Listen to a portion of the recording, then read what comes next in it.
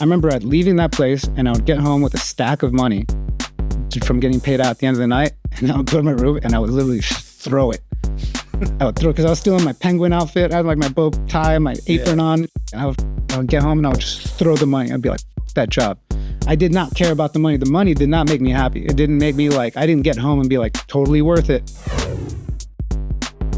Welcome to Functional Conversations, brought to you by The Function. I'm your host, DJ Shaky. Today's guest, another good friend of mine, because I know a lot of people that do cool shit, so I'm starting with my friends. B-boy/DJ. We got Mike Murdah in the house. We're in his house. You're actually in my house. In his house. Yeah. So thank you for having us. Of course, yeah. I've never, this is the first podcast I've done in here before. Yes, it's an excellent space. This was a pandemic build. Right? This was the pandemic. This was 100%. So how'd you spend your pandemic? Right here. And this is only half of it. You can't see like the production stuff. So yeah. But let's get started. You started as a B-boy first, right? In your creative journey, you were a B-boy first? Yeah. So I started breaking first. First was breaking, but before I got into breaking, it was like I used to go to like roller skate jams. Okay. You know, so I was like a jam skater. So okay. I joined like this crew of jam skaters, and we would do you were in a skate crew. I was in a skate crew, yeah. But not skateboarding, a skate crew, like actual roller skates, like and those guys that are like bounce roller skate, dude. Yeah. And honestly, I still do. I have my skates to this day. That's dope. And we go all the time. But that was my gateway into dance, actually. Okay. And then through that, I got into breaking. But how old are you at this point? I was not old enough to drive yet. So I was probably like 13. Okay. Like, yeah, around 13, something like that.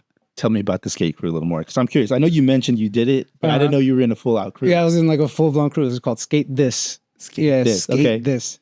And was that just kind of like for fun? It was for fun. Well, the thing was my brother worked at a roller rink. Okay. He was the DJ at a roller rink. Right? Okay. So I would go all the time because it was like the popping place to be, especially for kids when you're not old enough to go to clubs and whatnot. So it was like kind of the popping place to be, and I would just go all the time, and they always had these dudes that were rolling around like in a little line all doing this, and I thought it was the coolest I thought it was the coolest like I wanted to be in that line so badly. And so I started going there all the time, and eventually I got my own skates, and I was still very young. That the crew of those guys were all older. Okay. They were all like high school dudes, and some of them were like in their early 20s, and I was like 13. So they had one of the guys that I used to skate with. He was my age, and they got him down in the crew. And then so they was like, well, yeah, what about my boy Mike? And then they got me down the crew. So we were the two young guys in the crew. Like we were the youngest by a long shot, which is actually really cool of my parents to let me do, because all the dudes that were in the crew were all older. And not for nothing, they were all like kind of troubled youths. Right. A lot of them were in gangs. A lot of them, they did That's the visual on that of the roller skating, but you're like a thug. Yeah, like maybe that's some El Paso shit. Like, it's just these dudes were all like on some cholo. Right. They were on like some like the buttoned up flannels out and the big dicky pants and everything like that. And my parents weren't letting me go that route, but I thought that was cool. I could hang out with those dudes. Yeah, for sure. That's funny. Okay, so that translated you into dance. Yeah, that translated me into dance for sure. Once that, the problem was like you could only do that maybe like once a week. The skating. Yeah, the skating. Because at school during the week, and then on the weekends, that's kind of like your thing. Right. And then once breaking became like out of nowhere, breaking became like this kind of tidal waves in El Paso. Everybody was breaking. And it was just more accessible. You didn't need equipment. You didn't need anything. The barrier to entry was literally just you and your body and some music. And so I just gravitated towards that because I didn't have to ask my parents to support it or take me anywhere, drop any money on anything. It just out of nowhere, like a bunch of people in high school, like there were just ciphers that just broke out. And I was like, what's going on? Like, what is this? What's happening? It's like break dancing. Right. It's like, so this is high school already at this point? Yeah, I'm in high school. Oh no, I was like at the end of middle school. I was at the end of 8th grade, like right before high school. Right. So yeah, right before high school, breaking became like a big thing. Everybody got into it, but then I got in some trouble and my parents freaked out and they took me out of that school where the high school I was supposed to go to, and they sent me to a private school. Was it in Bel Air? No, I wish. It was in downtown El Paso. It was in downtown El Paso. It's called Cathedral. Close. And so And so it was a bunch of like kind of Latin, like Mexican rich kids. Right. But all my friends who were breaking, they all went to a different school. So when I went to Cathedral, I didn't have any common ground with any of these guys. I didn't come from money like that. None of them, they all kind of looked at me like, this breaking's a little weird. Like, I thought that was a thing in the 80s. Right. And so I became a bit of a loner in that school. But because of that, I really stuck to breaking. Right. Right. When back in high school, the high school I was supposed to go into, all my friends had kind of quit breaking already and got into party crews and girls and the things that you kind of tend to gravitate towards in high school. But I never had that. So I just kept breaking, which was honestly a blessing in disguise because it kept me out of a lot of trouble, I'm sure. Right. When did you even think that it could be something more than what you were doing? I don't know if I ever did. Right. I don't know if I ever did. Were you working other jobs though? Like, did you work at fast food or at the mall? I worked.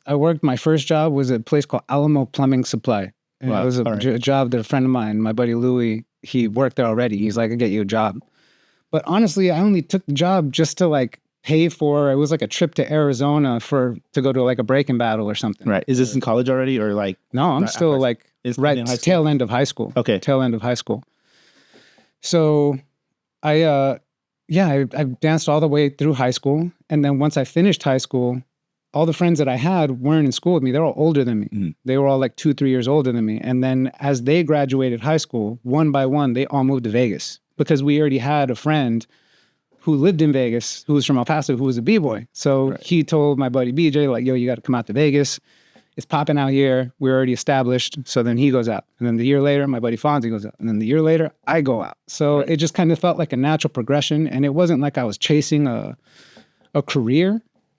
I was just chasing what I like to do. Like, this is the only thing I'm interested in. Right. This and music. And it just, I felt like, I didn't feel like El Paso was feeding that itch. So what made you think that, this is what I want to do? Like, how'd you think of even earning any sort of paycheck? Again, I don't think I ever did think about earning a paycheck. I just wanted to do it. And if I had to move to Vegas and get like a job, which is what I did, I moved to Vegas and I worked in restaurant after restaurant after restaurant. Right. Busboy jobs. But it was so basically you moved to Vegas not thinking you were gonna you moved to Vegas for dance, but you took other jobs just to just so I could dance. That's dope.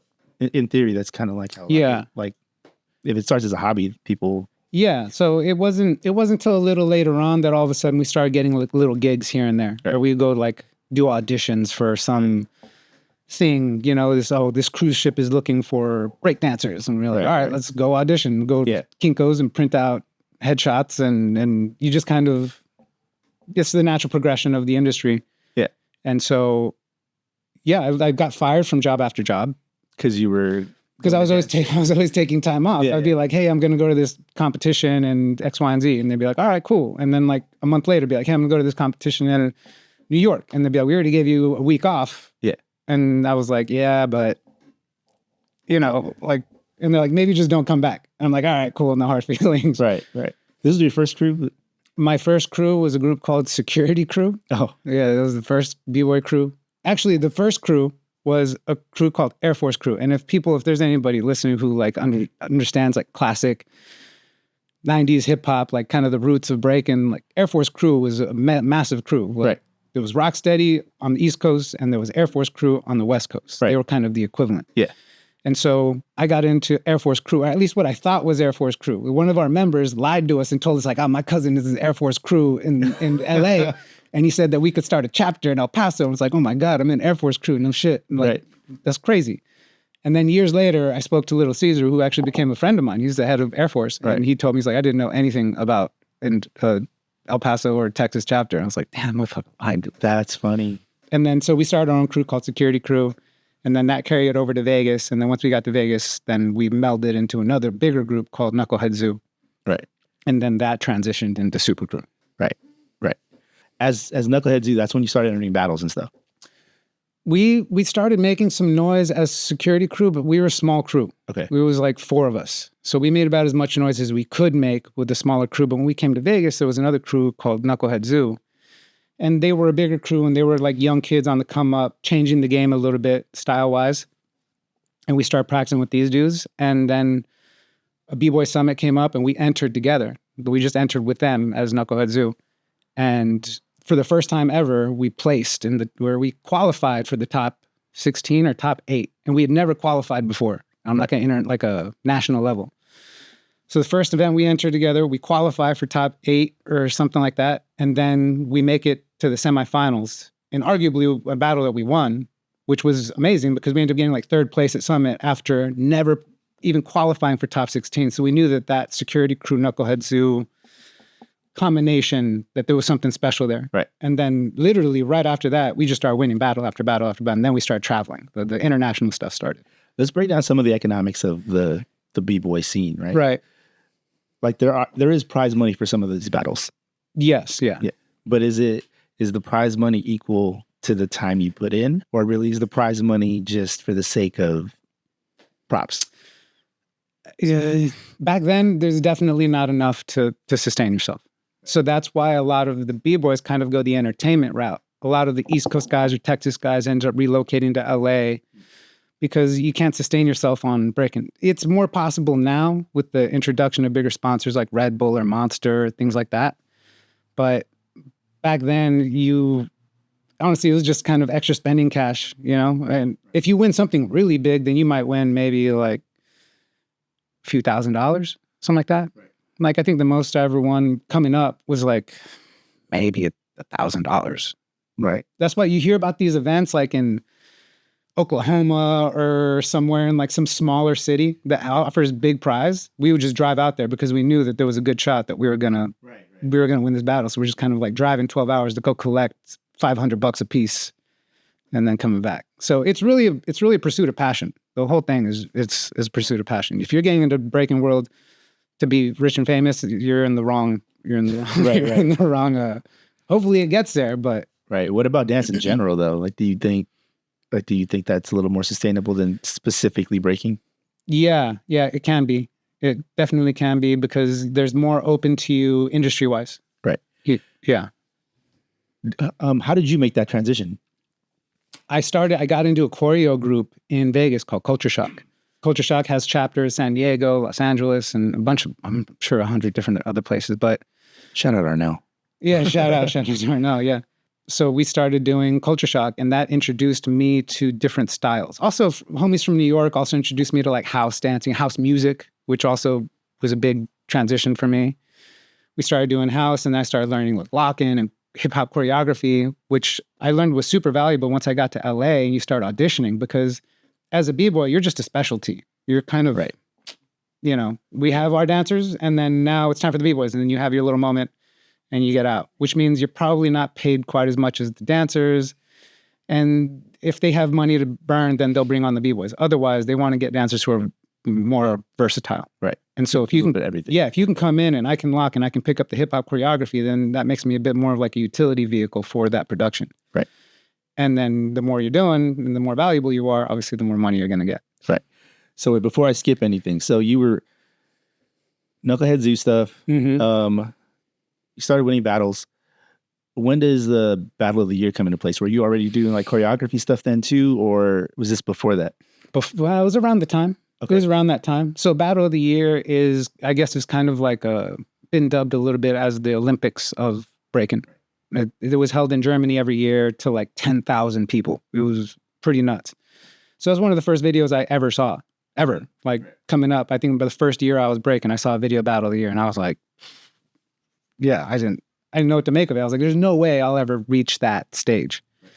Then for the first year, Battle of the Year did a qualifier in the US, which prior to that, they would just choose somebody, whoever's making noise in the scene. I didn't know that. It was like an invite thing? It was an invite, strictly invite. Okay. Strictly invite.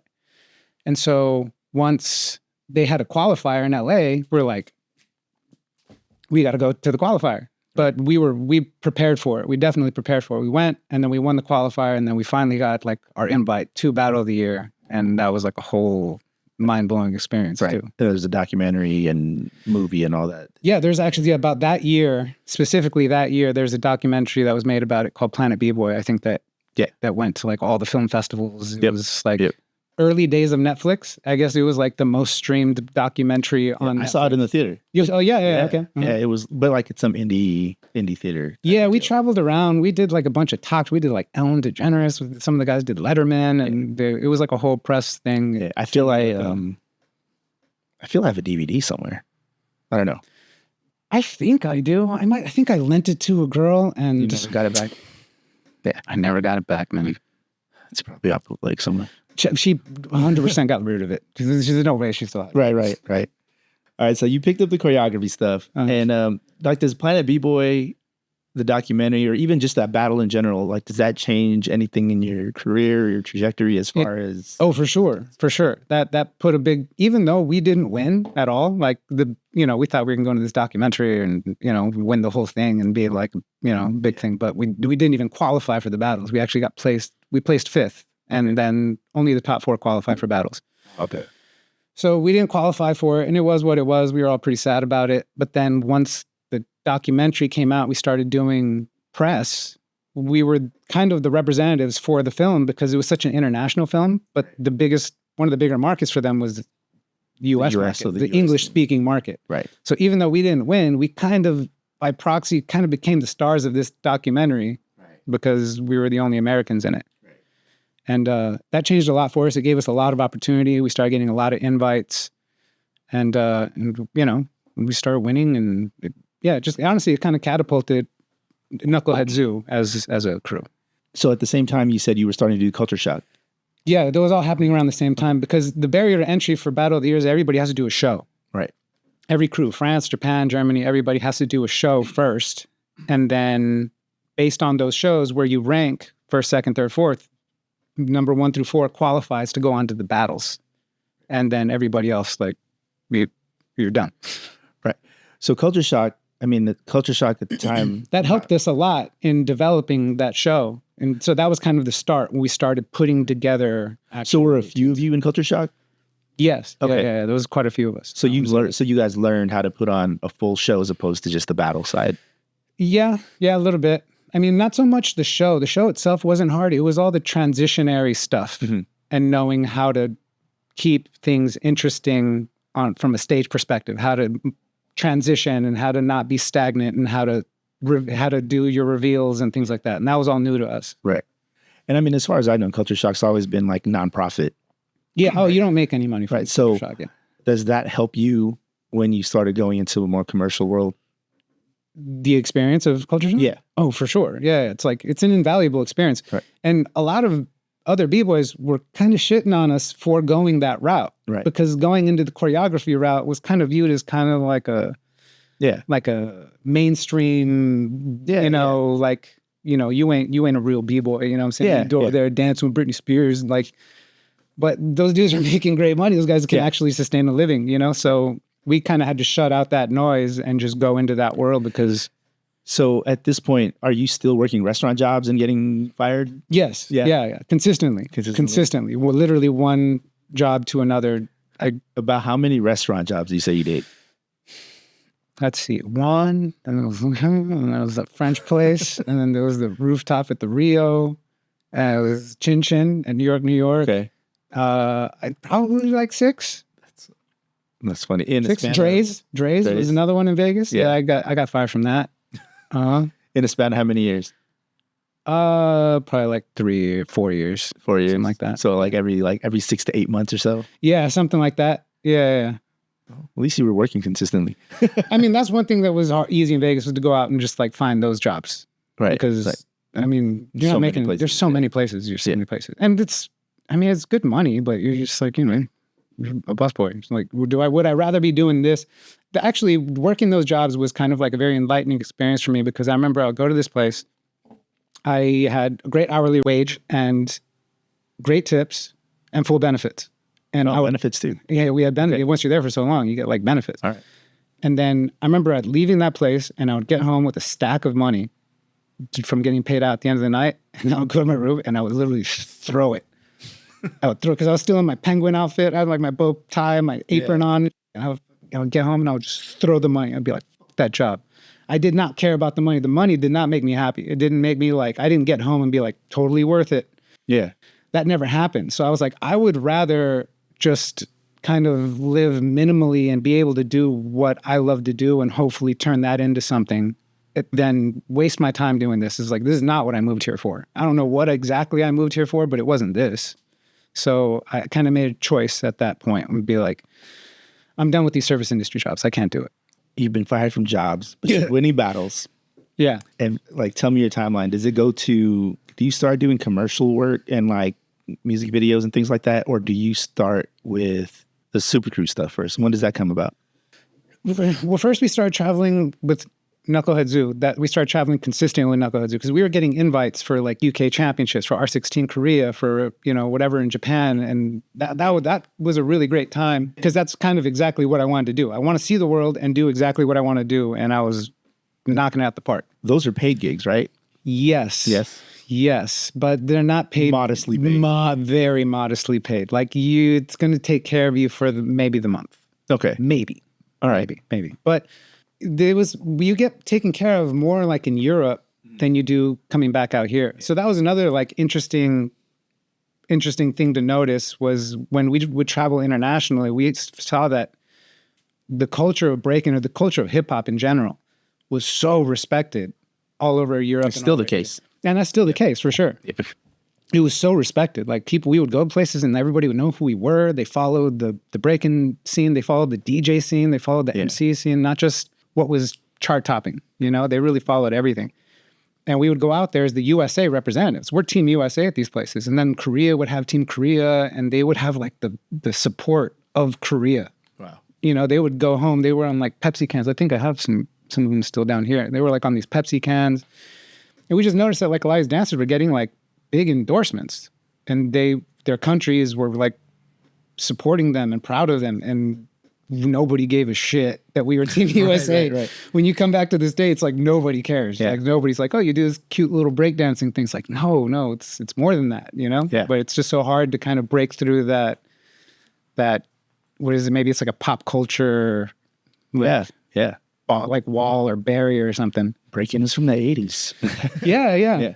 It kind of hardens you in a bit, for sure. It kind of puts a chip on your shoulder, right, to like really make something of it. Right. Super Cr3w didn't come till later after I'd moved to LA. So I went from Vegas, and then I had actually signed with an agency out in LA for commercial work and for dance work. And then so once I came out to LA, I just kind of hit the ground running and started working right away. But then shortly after, maybe like a year later, is when ABDC popped up, the MTV shop. So I know Super Cr3w, there was a few from your crew. It was you and... From Knucklehead Zoo? Yeah. It was me and Ben. You and Ben. Okay. Yeah, me and Ben Amar. And then was Super Cr3w formed specifically for the show, or? No. So just a quick backstory on what Super Cr3w was Super Cr3w was a combination of three crews. Because there was Knucklehead Zoo, there was Full Force, and there was Battle Monkeys. Right. But Full Force and Battle Monkeys were relatively small crews. Knucklehead Zoo was kind of a small crew too, but once they kind of melded with myself and with the guys from security, we kind of had like a full squad at that point. So a lot of battles that Full Force and Battle Monkeys would enter together, they would just enter as Super Cr3w. Like, we don't have enough numbers, so let's enter together and we're all just going to call it Super Cr3w. Actually, we didn't start calling it Super Cr3w. We just started going to these events and calling out all the bigger names, all like the Massive Monkeys and the Style Elements and the bigger West Coast names. And we would call them out, and everybody would be like, who's battling? Who's battling? Oh, Knucklehead or Massive Monkeys is battling some Super Cr3w. And then that's kind of how it started. And then people started chanting Super Cr3w in the circle, and then Super Cr3w was kind of born out of that. So when ABDC came around and we wanted to put together a squad, it was Ronnie's idea. He wanted to take two people from each crew and then form like an official Super Cr3w squad and then do the show like that. Yeah, I mean, I kind of knew the backstory. I just wasn't sure if it was specifically for the show. No, it already existed. It already existed. Actually, at Battle of the Year qualifier, Knucklehead Zoo battled Super Cr3w. Oh, okay. Yeah, because Battle Monkeys Full Force made a whole squad, but then Knucklehead Zoo had our own squad. So right. we were essentially like one crew all battling themselves. Yeah. But you already knew each other? Oh, yeah. We were like fam. Yeah, okay. We were totally fam. And then it just kind of fell. Yeah, we ended up into the finals with them. Yeah, we ended up beating them in the finals for the Battle of the Year. So when you first moved to LA and started doing the commercial work as a dancer, let's break that down a bit. What's that process and how does that go about? The process is, it's a lot because I'd never lived in LA. I was coming out here time and time again because I had a girlfriend who lived out here. So I would come out to LA, and I wasn't a big fan of LA at all. I didn't like the congestion. I didn't like the city. But I feel like LA is the type of city you have to know how to do in order to enjoy it. Makes sense. Yeah. You know, like if you know how to do LA, LA is amazing. If you don't know how to do LA, it might be the worst place on planet Earth. Yeah. So coming out here was a bit educational, but I got lucky because I already had an agent coming out here, which is half the battle a lot of the time. And so as soon as I got out here, they started putting me out. But then you get used to doing auditions and driving to the other side of town for something that is already casted. And, you know, a lot of it's kind of a big waste of time. Well, even before that, let's say signing with the agency. Mm-hmm. How does that even? Like I said, I got lucky. It was a referral. It was a referral from my girlfriend. She had connections with an agency, and then they called somebody, and honestly, it was kind of an easy sell because now you can go back and look at what I've done. Then we have the Battle of the Year documentary, and we had done like a slew of press for the thing. So the more footage you have on yourself and the more in the spotlight you are, the easier it is to kind of get into business with these people. So they kind of saw me as like, all right, he's already kind of working and knows the deal. So I got lucky. And I know other people who were like going to agencies and dropping off reels and audition tapes and headshots. And I never had to do that. And I'm so grateful I never had to do that because that always looked like such a grind. Right. But then in theory, you put in the grind for those battles. Yeah, 100%. Yeah, that was my grind. Yeah. That was my grind. It just came a different way. Mm-hmm. Yeah. And what was the first big gig you landed? I think it was like a Nike commercial. It was like a Nike campaign or something like that. Now, in comparison, this Nike campaign, your paycheck on that compared to winning a battle? Way more. And it was so much less work than battling. It was literally just like me standing on the starting line of something and acting like I'm about to run. And then they would like take like a still shot of it. And then I would move over. And then I would do the same thing. And then I'll move over and do the same thing. It was like on a airstrip. Okay. Like at like an abandoned airstrip.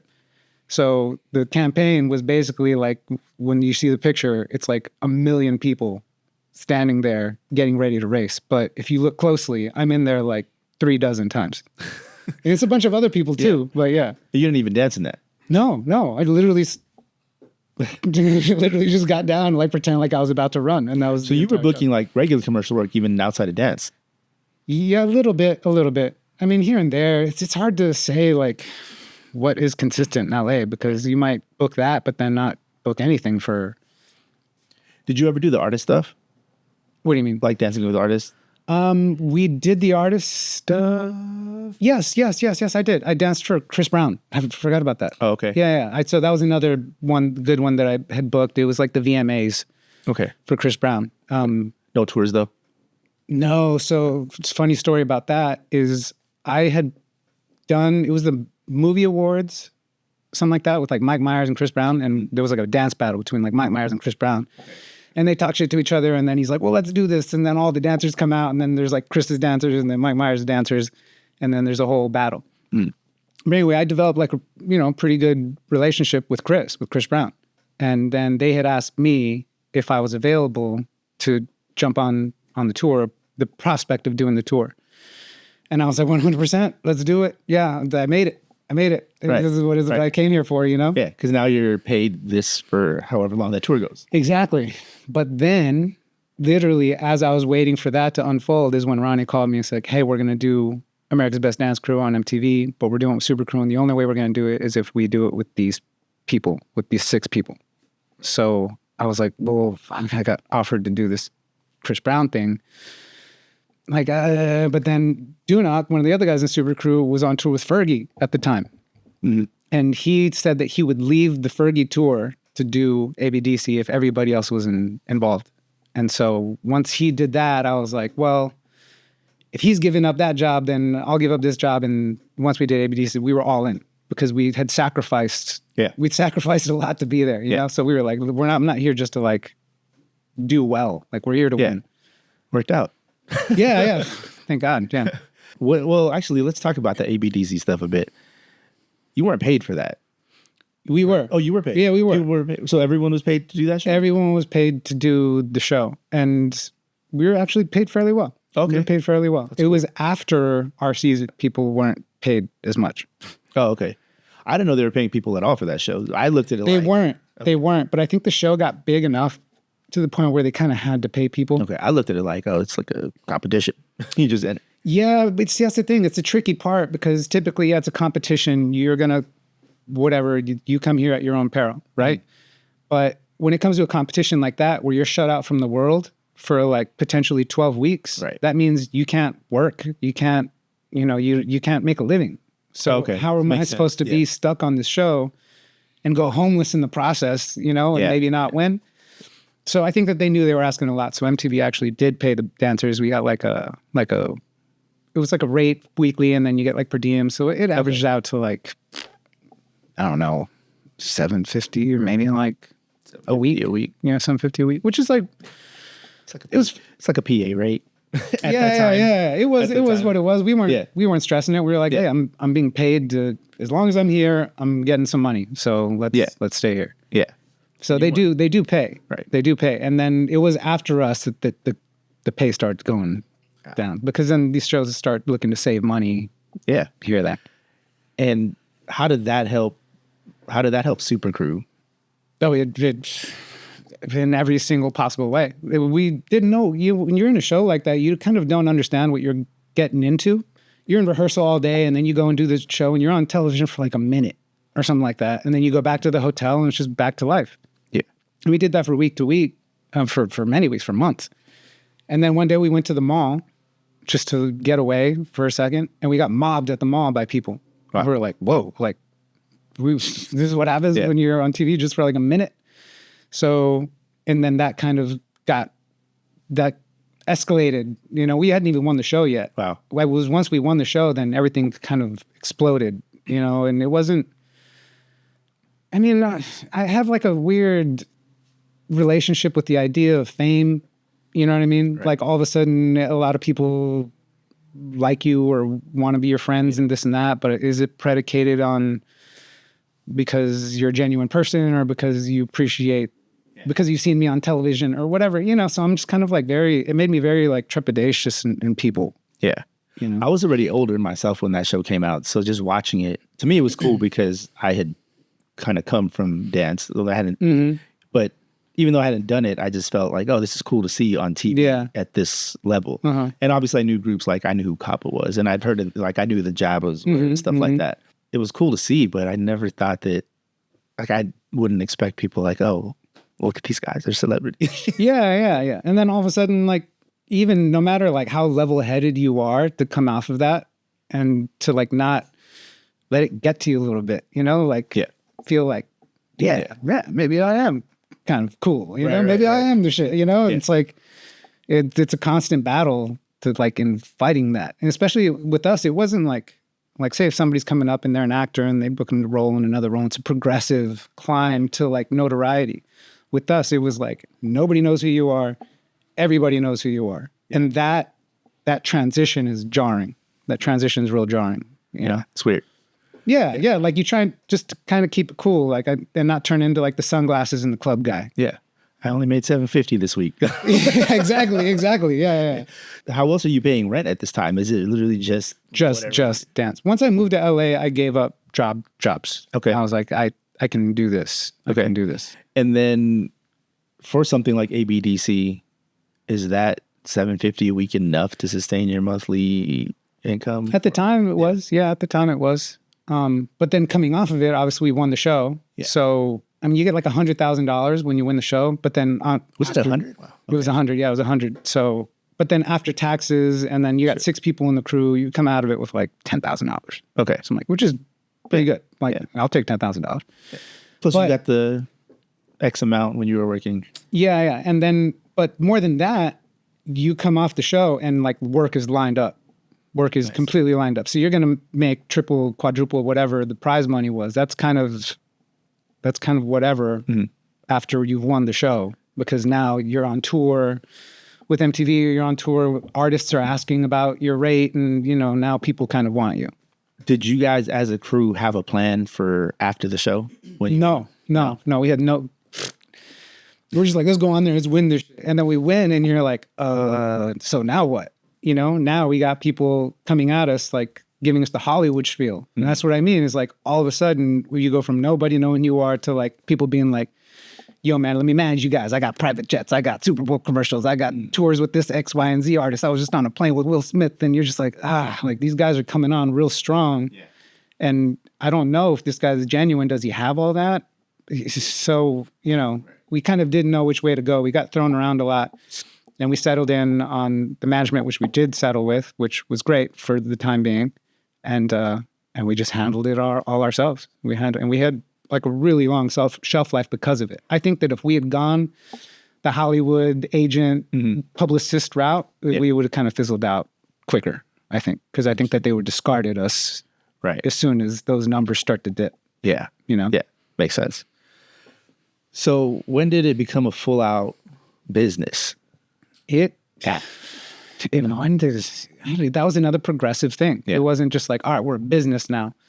We started the LLC because obviously as we were touring, we started making money. And it's not like I'm making the company, like Super Cr3w became an LLC. So now Super Cr3w's making a good chunk of money. So we kind of had to incorporate, we had to turn it into a business. And as we got older and then people kind of start dropping out and they don't want to dance quite as much. And we start bringing on newer members and you realize very quickly, this has to be run like an entertainment, like a company. It is a crew for sure. Yeah. And we're still going to compete, and the essence of it is still there, but ultimately it has to run as a company, as an entertainment company.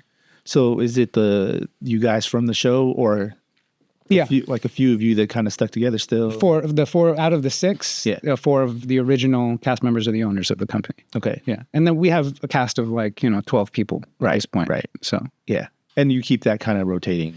You treat that like a crew, right? Like yeah. It's not like we're just like having auditions and just whoever can do it. We're still very, very particular about who we bring in. And most of the people we bring in are parts of the crew and have been on the battle circuit and have kind of put in the same grind that we put in, So as the Super Cr3w structure, do you guys put yourself on a salary, or you're just all paid per project? It's usually per project. Okay. I mean, at one point we were on salary, but then obviously you need consistent jobs and work and things like that. And now it's just kind of per project. Yeah. So nowadays, though, what are you making a living off of aside from dance DJing? Yeah, DJing. Okay. So I started DJing around the time that I was living in Vegas. Right. And that was another thing that just kind of started very small, just, here and there. I guess so to backtrack a little bit, when you started DJing, you're DJing for like dance stuff here and there? No. Or no? No, not really. You get into the clubs right away in Vegas, or? No, I wasn't really playing in Vegas at all. Okay. Yeah. Just DJing? Dabbling? I just started like dabbling in Vegas. So when I lived in Vegas, I lived with nothing but DJs. I didn't live with, when I first moved, I lived with B-boys, but then later on, most of my roommates were all DJs. Right. So we had a house full of records, turntables. And you said your brother was a DJ too? Yeah, he was the DJ at the roller rink, but I don't know if he was like a DJ so much as just kind of like the selector for the. Right. He's like security and also like monitor. He's the roller rink guy, but DJ nonetheless. Sure. But I don't think that had any like bearing on me becoming a DJ. Right. I don't know. Maybe it's possible. People you live with, though, for sure. The people I lived with. So the first job I ever got in Vegas was a hip hop record shop called Hip Hop Site. Oh yeah, I know Hip Hop Site. Yeah, you would know Hip Hop Site. Yeah. So if you've been DJing probably for more than like 15, 20 years or something like that, you probably know what Hip Hop Site is. So I've ordered records from there before even. I might have packed those records and sent them to you. Right. Yeah. Okay. Yeah. So that was the first job that I had in Vegas. Okay. And that just kind of set me up. I got into collecting vinyl and I kind of got into the culture. Okay. I would travel with the guys when they would go to like a storage bin in Arizona to go look for records and stuff like that. So who were you living with? Oh, it was a guy named Steve, Bboy Steve. Oh, okay. He was one of the managers over at Hip Hop Site. Uh-huh. Yeah. And then he was cool with like John Doe and all the guys that ran the Get Back and Presto and like the Vegas, older, the Vegas scene, very Vegas scene. And so like off the strip. Very off the strip. Yeah. Yeah. So I got into just kind of the record culture with these guys, and I didn't consider myself a DJ at all. Right. Like at no point did I ever consider myself a DJ. And when I moved to LA, I didn't even bring any of my records with me, and it was just a thing. And it wasn't until like a friend of mine threw a party, asked me if I would DJ. I'm like, sure. So I got some of my records and played like a small set. And a friend of ours he had a management company, a DJ management company. And so he kind of put me down right away. Right. But it was only because I was like a thing in the dance world. Right. Because experience-wise, I wasn't there yet. Right. I wasn't there yet. What company were you on? It was like a Renaissance artist or something like that. They're no longer around. Right. Yeah, Renaissance. Yeah, Renaissance artist management. And so he started putting me out into clubs, but it was too early for me. I didn't have the chops yet. Mm-hmm. But it was like a sink or swim type thing. That's the good thing about that is when you kind of get thrown to the wolves, you're going to get chewed up, but then you're also going to grow very quickly. Right. And then you still started working as a DJ right away. And then I pretty much just started working as a DJ. Yeah. Pretty much instantly. Okay.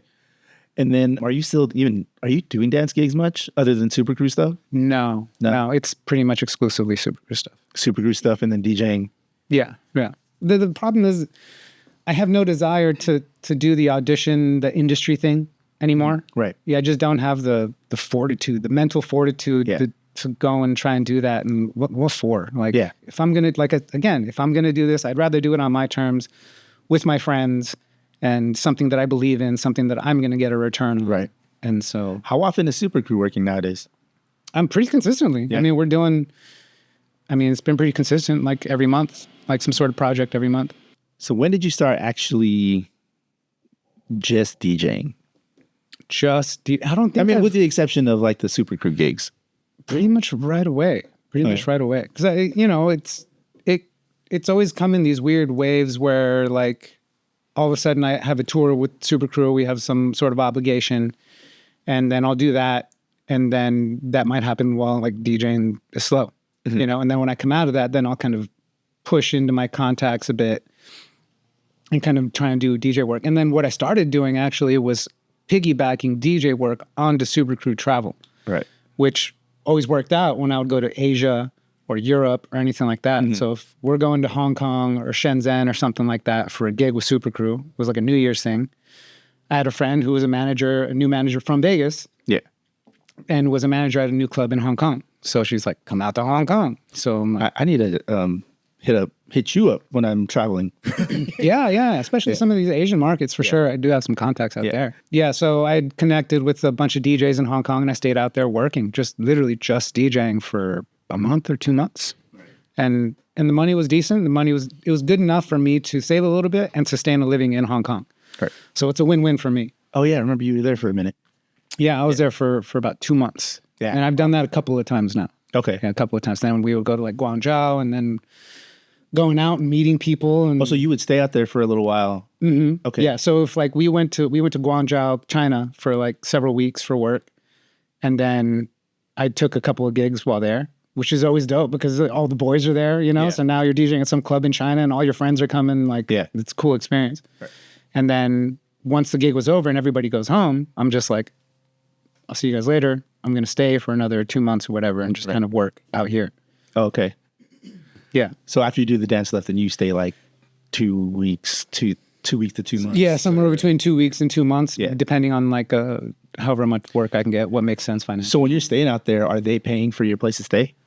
They would pay for like one of the clubs that I was resident at, they would pay for my hotel on the weekends. Say like if you play there on a Saturday, they'll front you Friday, Saturday, Sunday at like the hotel that the venue deals with. And then during the week, I would stay in an Airbnb.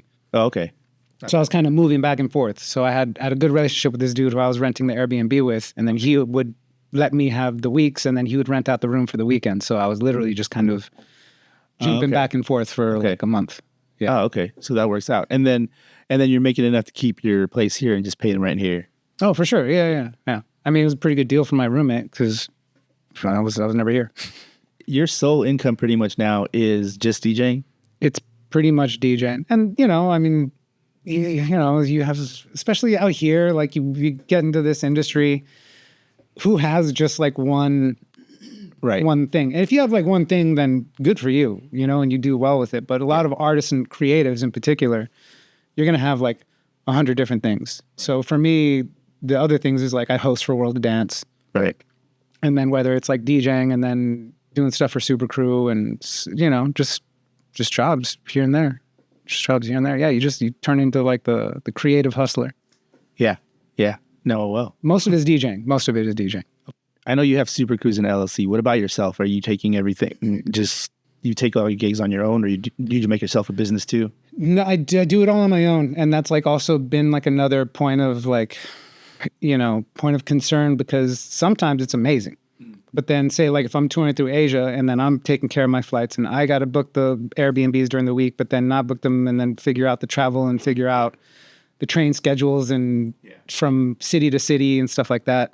It's a lot of work, and that's something you don't realize is a lot of work until you start doing it. And then once you start doing it, you're like, I need help. Like an agent. Like an agent or an assistant or something like that.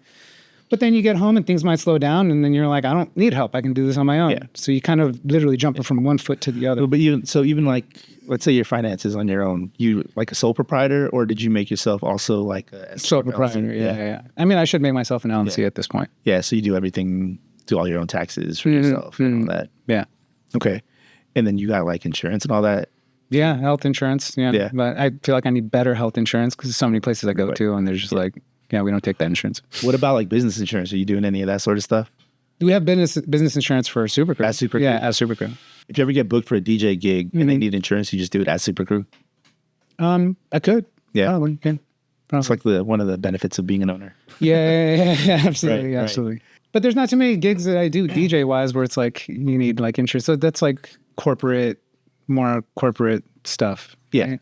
Yeah. I mean, some of this, I have it because I'll book some of those things. Yeah, most of the stuff, a lot of the stuff I was doing was in nightclubs. So it's like when it comes to nightclubs, you just kind of like show up, plug and play, right, and get out. You were signed with an agency. How are you booking most of your gigs now? Just through people you meet? Yeah, just through people, just through relationships. Just, I mean, so much of it was already that anyway. Even when you have an agency, right? I know so many people on different agencies who are like, if you're doing it on your own and you're doing okay, keep it that way. Keep it that way, because it's not like you're going to get an agent and then all of a sudden everything's amazing and now gigs are just coming in and I don't got to do shit. Right. How many nights a week are you DJing? Anywhere from like 3 to 1. 3 to 1? Yeah. Sometimes it's once, sometimes I might be off for the week. It just depends. All right. So when times are slow, how do you spread it out? What you make? Well, when times are slow, the good thing is I got into music production. So you kind of learn to take advantage of the off time and be creative in that time. Okay. And I'm a big believer in like, you're going to get out of something what you put into it. Yeah. Even if the world doesn't see it and I'm not putting it on Instagram or, whatever, I'm a firm believer in the more you put into a thing, even just on the smallest level. Well, I mean, like, how do you spread out your checks and pay bills and all that? Oh, yeah. Well, as far as like financially, you got to be smart. You got to be smart. You just got to be smart. Don't spend frugally. Figure out like what's needed and what's a necessity. Right? What do I need versus what do I want? Right.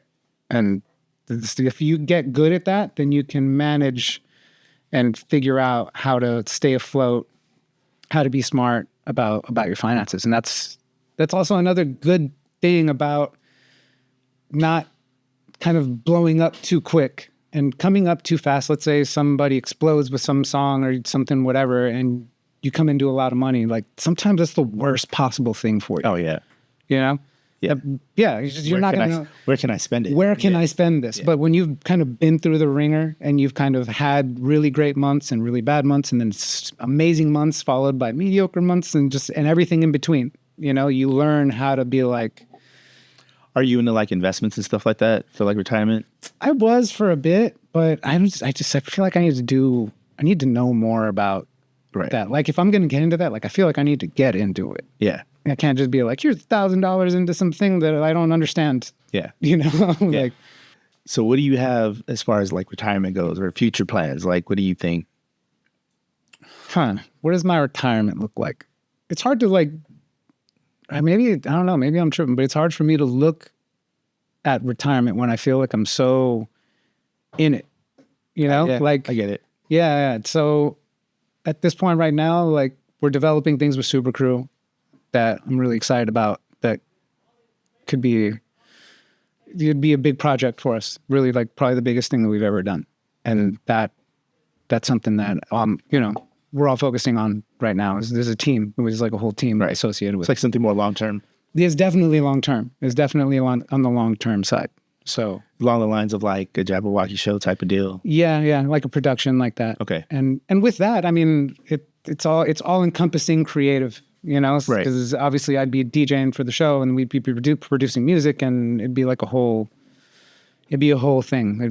It'd be a lot of work for sure. Right. But and is it something that once you get it going, it could keep going with like other people doing it?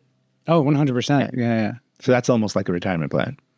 It could be. Some theory. It could be. In some way. Yeah. It's hard to say anything in the entertainment world is a retirement plan, right? Yeah. So. Yeah. Unless, you know, I just kind of think about it as we get older. It's like, well, what am I going to do when I'm not DJing? I know. I keep forgetting that I'm getting older. Yeah. Yeah. I get reminded all the time. Yeah. I keep forgetting. You wake up and you're like, oh, why's my neck hurt? Right. Yeah. There's no reason. No reason. No reason. Yeah. Just lifing. Yeah. You know what I didn't bring up to you is your jiu-jitsu stuff. Yeah. Yeah. Do you teach? Is that like a source of income? I was teaching for a bit. I had a class, like a nogi, the grappling class, which is a jiu-jitsu without the kimonos. Yeah. Kind of like more like a wrestling kind of sport. Spandex. Yeah. Spandex, basically.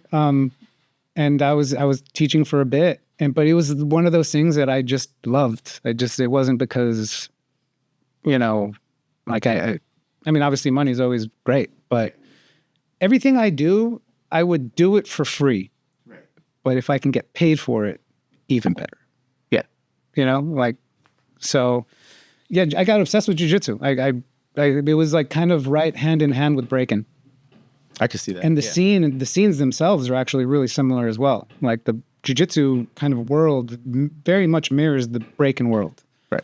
As far as talent, personalities, there's a lot of weird people, like real artist driven. Yeah. Yeah. Yeah.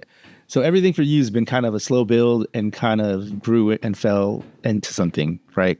Yeah. Yeah. So what are some words or thoughts to share with people who are trying to make it up into whatever it is, dance, DJing, jiu-jitsu? If I had any kind of words for people trying to get into a thing, you know, I would just say consistency. As corny as it sounds, you know, it seems like kind of like a cookie cutter answer, but it's got to be consistency. And even when you feel like you're doing it for nothing, like there's going to be a day where you're like, wow, like that actually paid off. And I still battle with it all the time. Sometimes if I'm not working on a Friday and I'm chilling in here and I'm just putting sets together or working on music, like I'm not doing that for any monetary value in the moment, but it's all going to compound into something else. I don't know what. Maybe it's, you know, maybe it's more production based or maybe it's more live show based. I'm not really sure, but I know that consistency will take you to a certain thing. And that's another thing that martial arts taught me. But very much so, martial arts is one of the best things for it. It's going to teach you that, like, there's no secret sauce. This is one of the guys, producer I know, he told me that. He said, there's no secret sauce. You got to put in the work. If you're looking for the secret sauce, you're going to be looking forever. You're never going to find it. You got to put in the work, especially when nobody's paying attention. So in all your years of building and growing, I mean, and for you, it was almost kind of like a natural progression for everything, right? Yeah. What were some of the hardest struggles, pitfalls, hurdles? What are some of the things that you had to go through? Or like, were there ever like down points? Oh, there's plenty of down points. There's always going to be a down point. If you're choosing the artist life, get ready for some down points. You know, it's gonna come. It's gonna come. And sometimes they come in terms of financially. Sometimes they come mentally. Sometimes they come emotionally. Sometimes you get beat down. Maybe it was a job that you had your heart set on, and then it doesn't happen. You know, things like that. Romantically, it can be hard dating within, like, especially a DJ world. You're constantly working, you're constantly traveling, finding a partner that can understand and trust you enough. Yeah. You know, I've met girls who just, like, they will not date a DJ. They're smart. They're probably smart. But then in my head, I'm like, damn, all these other DJs ruined it. You know, they're ruined it for like, you know, decent human beings. Yeah. So yeah, there's always going to be pitfalls. Like with anything, there's going to be drawbacks. What you get to do this hyper creative thing, but then one of the big drawbacks is maybe on the other side, you know, on the flip side of life. So what are some of the things you did to kind of just push through all of that? In order to push through it, you just gotta, I mean, it's almost maybe as crass as it sounds. It's like, you got to come to terms with, like, nobody gives a shit. nobody cares. It's just you, man. Like, it was a quote that I had seen, and it was saying something like, our anxiety has conditioned us to think that the world is watching us and our every mistake, when in reality, no one gives a shit. Yeah. And I really believe that. And not in like a derogatory way, but ultimately you got to worry about you. You just got to worry about you, man. And ultimately people don't really care about what you're doing. So it's just, you have to get through this. Time will continue. The world doesn't stop for you. It doesn't stop for your grief. It doesn't stop for your poverty. It doesn't stop, period. So you just have to accept that and continue to push forward. Good words, man. Oh, and also, not for nothing, you got to love what you do. You got to love what you do. Because it's going to be easier to push through a thing if right. you really genuinely enjoy doing it. Right. You know? Right. Nice. Well, thank you, sir. Thank you for the time. Mike Murdah, everybody. Let them know where you're at. You can find me on Instagram at Mike Murdah. At Mike Murdah. Mike Murdah with an H at the end and an underscore. Yeah, we'll put it like right there. You know. It'll be right under Chiron. Yeah, you can find me on Instagram or SoundCloud, Mike Murdah, but everything's linked on my Instagram. So. Any future things we need to mention or bring up? Or? Yeah, you can check me out. If you're in LA, you can check me out at Level 8 downtown over at the Moxie. They have a new club up there called Sinners y Santos, and they have a couple of different venues up there, and I'm one of their residents now, so it's actually a really cool club. Yeah, it was a cool time. Yeah, you came out. Yeah, you my came birthday. Out for your birthday. That's right. That was right. Yeah. Yeah. So thank you again. You're very welcome. Now. Thank you for coming. Welcome. Well, thanks for having me out. Welcome. And coming on the show. Mike Murdah, everybody.